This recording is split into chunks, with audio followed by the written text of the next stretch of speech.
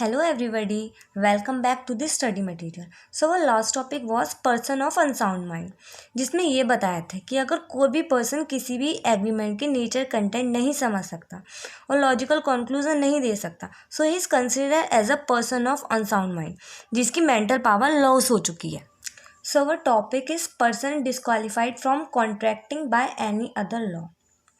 Apart from minors and people of unsound mind, there are other people who cannot enter into a contract. Minors और unsound mind के लोगों को छोड़ के भी कुछ लोग हैं जो कॉन्टैक्ट में एंटर नहीं कर सकते. माइनर्स वो लोग होते हैं जिन्होंने मेजोरिटी की एज अटेंड नहीं की होती है, मीन्स वो 18 ईयर्स से नीचे होते हैं. और अनसाउंड माइंड के लोग वो होते हैं जो मेंटली बहुत ज़्यादा वीक होते हैं, जो किसी भी लॉजिकल कंक्लूजन पे नहीं पहुंच पाते. तो बात है types of person disqualified from contracting by any other law. Alien enemy, foreign sovereign and diplomatic staff, insolvents, convict, और fifth is corporations और company going ultra virus its memorandum. So इनको डिटेल में पढ़ लेते हैं. So first is alien enemy.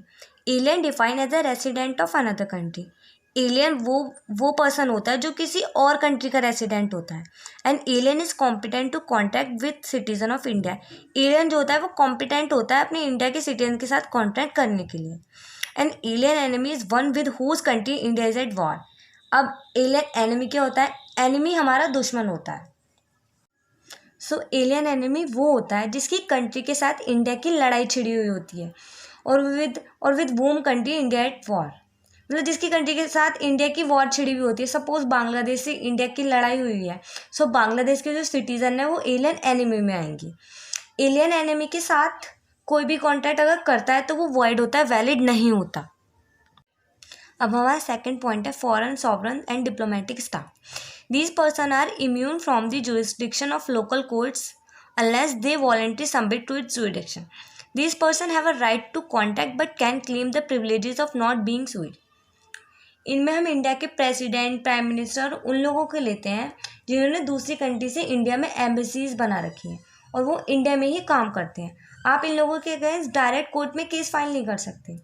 इन लोगों के साथ आप कांटेक्ट तो कर सकते हैं, बट इन लोगों के अगेंस्ट कोर्ट में केस फाइल नहीं कर सकते, मतलब डायरेक्ट केस फाइल नहीं कर सकते.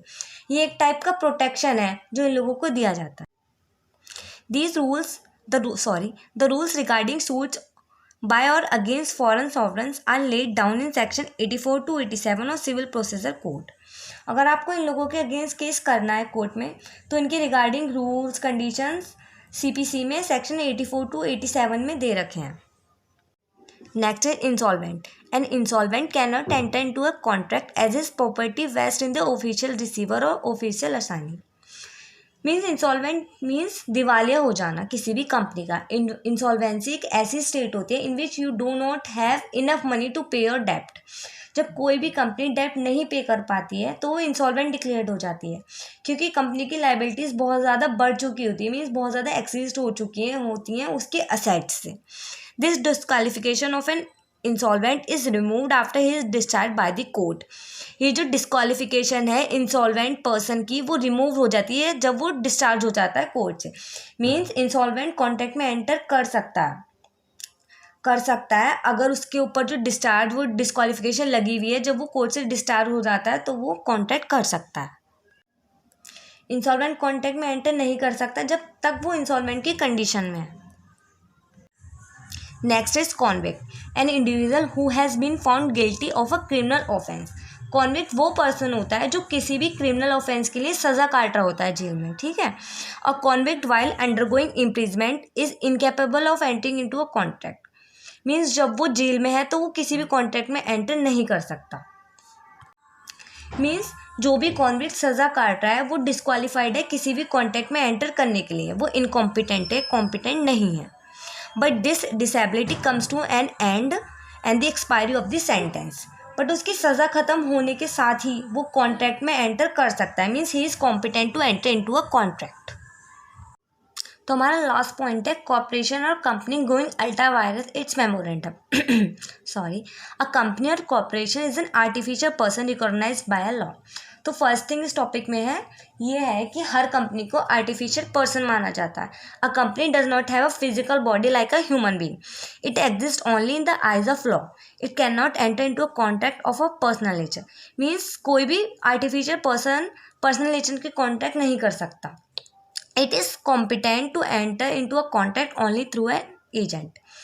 आर्टिफिशियल पर्सन किसी भी कॉन्टैक्ट में उसको जाने के लिए उसको एक एजेंट के थ्रू जाना पड़ेगा, वो खुद किसी भी पर्सनल नेचर के कॉन्टैक्ट में नहीं जा सकती।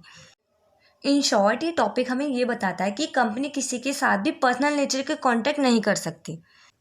At last I want to say that if you like this video please subscribe, like and comment. Thank you.